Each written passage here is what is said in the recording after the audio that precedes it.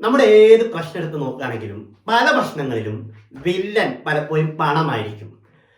നമ്മൾ എത്ര പേർക്ക് സാമ്പത്തികമായി ഒരു ടെൻഷനും ഇല്ലാത്ത ജീവിതം നയിക്കാൻ ആഗ്രഹമുണ്ട്?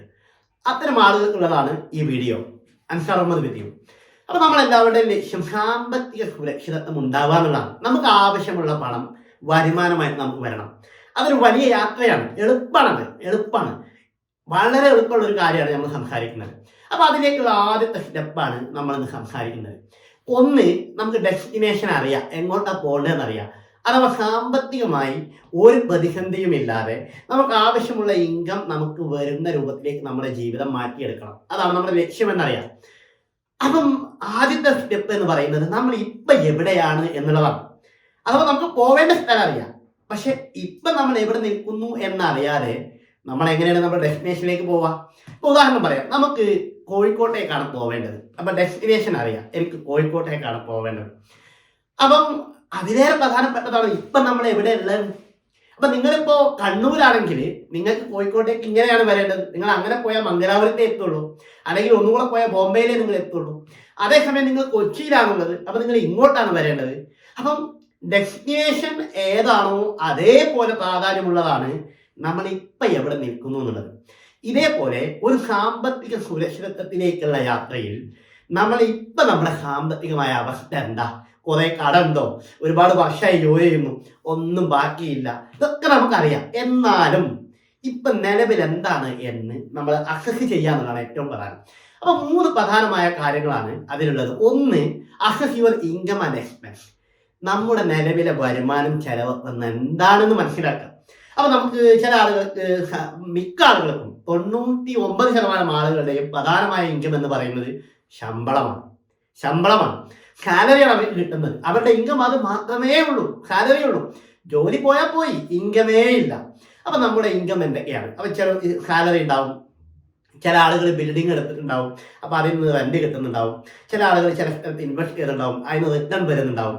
അപ്പൊ എന്തൊക്കെ ഇൻകംസ് ആണ് നമുക്കുള്ളത് എന്ന് ഒന്ന് എഴുതി വെക്കുക എന്നുള്ളതാണ് ഒരു സ്റ്റെപ്പ് എന്ന് പറയുന്നത്. ഇൻകം മാത്രം പോരാ, എക്സ്പെൻസും. അപ്പൊ നമ്മൾ പ്രവാസിയാണെങ്കിൽ, ഇപ്പൊ സൗദിയിലുള്ള ഒരു പ്രവാസിയാണെങ്കിൽ അയാൾക്ക് ഇവിടെ ജീവിക്കാൻ അയാൾക്ക് കുറേ പൈസ വേണം. ഇവിടെ അദ്ദേഹത്തിന്റെ റൂം ഉണ്ടാവും, മൊബൈല്, നെറ്റ്, അത് ഇത്, ഇവിടുത്തെ കുറേ ചിലവുകളുണ്ട്.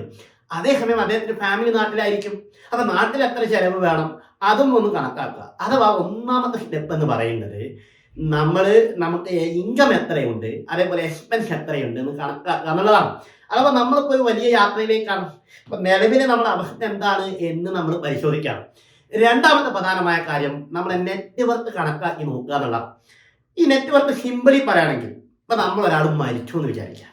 ഒരാൾ മരിച്ചു, അപ്പം സ്വാഭാവികമായിട്ടും അയാൾക്ക് കുറേ പണം കിട്ടാനുണ്ടാവും.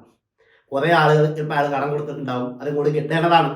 അതേസമയം അയാൾ കുറേ ആൾക്ക് പൈസ കൊടുക്കാനുണ്ടാവും, ആ പൈസ കൊടുത്ത് വീട്ടേണ്ടതാണ്. അപ്പോൾ നമ്മൾ ഒരാൾ മരണപ്പെട്ട് കഴിഞ്ഞാൽ അയാളുടെ ഇടപാടുകൾ നമ്മൾ തീർക്കണമല്ലോ. അപ്പം നമ്മൾ നോക്കും അയാൾക്ക് കിട്ടാനുള്ളത് എത്രയാണ്, അപ്പം അത് നമ്മൾ എഴുതും. അയാൾക്ക് കൊടുക്കാനുള്ളത് എത്രയാണ്, അതും നമ്മൾ ലിസ്റ്റ് ഔട്ട് ചെയ്യും. അപ്പം ഈ കിട്ടാനുള്ളതിൽ നിന്ന് കൊടുക്കാനുള്ളത് കുറക്കുമ്പോഴാണ് ബാലൻസ് എന്താണ് എന്നുള്ളതാണ്. ഇതാണ് നെറ്റ് വർത്ത് എന്ന് പറയുന്നത്. അപ്പം നമുക്ക് കുറേ അസറ്റുകൾ ഉണ്ടാകും, കുറേ ലാബിലിറ്റീസ് ഉണ്ടാകും. ഈ അസറ്റുകളെല്ലാം നമ്മൾ എഴുതാം. ഇത് വളരെ പ്രധാനപ്പെട്ടതാണ്. കാരണം നമ്മുടെ സ്മാർട്ട് മണി ട്രെയിനിങ്ങിൽ നമ്മൾ നല്ല ഒരു സമയം ചെലവഴിക്കുന്നത് ഈ നെറ്റ് വർത്ത് പ്രിപ്പയർ ചെയ്യാൻ വേണ്ടിയാണ്. ഞാൻ വർഷങ്ങൾക്ക് മുമ്പ് ഒരാളുമായി സംസാരിച്ചു. അദ്ദേഹത്തിന് ക്രെഡിറ്റ് കാർഡിൽ ഭീമമായ സംഖ്യ കടമുണ്ട്. ഒരു ക്രെഡിറ്റ് കാർഡല്ല, 3 ക്രെഡിറ്റ് കാർഡിലാണ് അദ്ദേഹത്തിന് കടമുള്ളത്. അപ്പം അങ്ങനെ കടമുള്ള ആ വ്യക്തിയെ കൊണ്ട് നെറ്റ് വർത്ത് നമ്മൾ എഴുതിപ്പിച്ചു. അങ്ങനെ നെറ്റ് വർത്ത് എഴുതി എല്ലാ മാസവും നമ്മളതിങ്ങനെ റിവ്യൂ ചെയ്ത് ഒരു 6 മാസം കൊണ്ട് അദ്ദേഹം കടമെല്ലാം വീട്ടി. ഇന്ന് അദ്ദേഹത്തിന് ഏകദേശം 4.5 കോടി ആസ്തി അദ്ദേഹത്തിനുണ്ട്. അഥവാ 60 ലക്ഷത്തിനടുത്ത് മൈനസ് ഉണ്ടായിരുന്ന ഒരു വ്യക്തി ഇപ്പം 4.5 കോടി രൂപയിലേക്ക് അദ്ദേഹത്തിന്റെ നെറ്റ് വർത്ത് കൂട്ടി. അപ്പൊ നമ്മുടെ സാമ്പത്തിക ഫൈനാൻഷ്യൽ പൊസിഷൻ അറിയാനുള്ള ഏറ്റവും നല്ല വഴിയാണ് ഈ നെറ്റ് വർത്ത് കണക്കാക്കുക എന്നുള്ളത്. അപ്പൊ നമ്മൾ ഒരു സൈഡിൽ നമ്മുടെ അസറ്റുകൾ മൊത്തം എഴുതുന്നു, മറ്റേ സൈഡിൽ നമ്മുടെ ലാബിലിറ്റി മുഴുവൻ എഴുതുന്നു. അതുകൊണ്ട് ഈ അസറ്റിന്റെ ലാബിലിറ്റി നമുക്ക് ഉള്ളതിൽ നിന്ന് കൊടുക്കാനുള്ളത് കീച്ചാൽ കിട്ടുന്ന എമൗണ്ട്, അതാണ് ഈ ഭൂമിയിൽ സാമ്പത്തികമായി നമ്മുടെ മൂല്യം എന്ന് പറയുന്നത്. അപ്പൊ നമ്മൾ നെറ്റ് വർത്തുമായി ബന്ധപ്പെട്ട് സെപ്പറേറ്റ് വീഡിയോ നേരത്തെ ചെയ്തിട്ടുണ്ട്.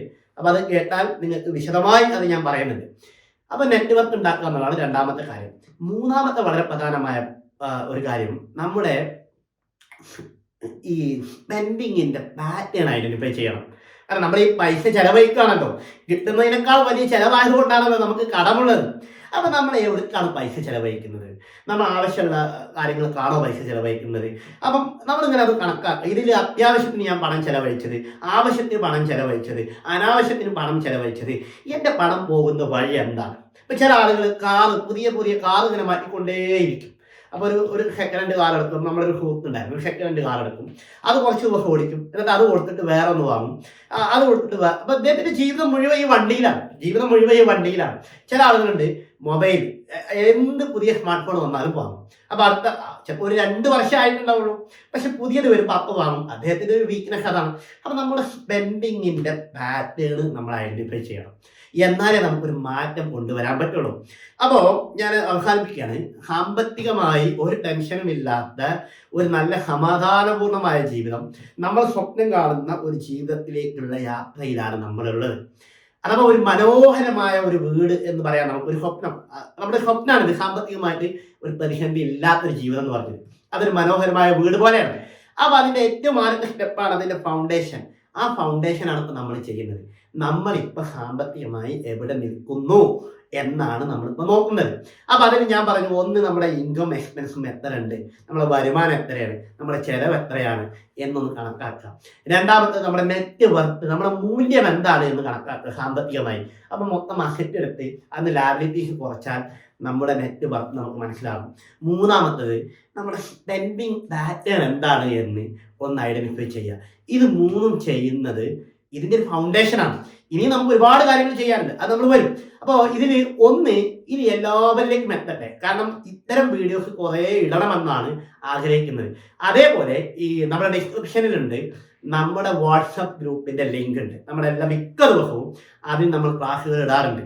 അപ്പോൾ എന്നും സാമ്പത്തികമായ ഒരു ബോധം എനിക്ക് വേണം, എൻ്റെ ലക്ഷ്യം പൂർത്തീകരിക്കുന്നത് വരെ ആ യാത്രയിലേക്ക് എന്നും എനിക്കൊരു മോട്ടിവേഷൻ വേണം, ഒരു സാമ്പത്തിക മോട്ടിവേഷൻ വേണം എന്ന ആഗ്രഹമുള്ള ആളുകൾക്ക് ആ ഗ്രൂപ്പിൽ ജോയിൻ ചെയ്യാം. വീണ്ടും മറ്റൊരാശയമായി കാണാം. Thank you very much.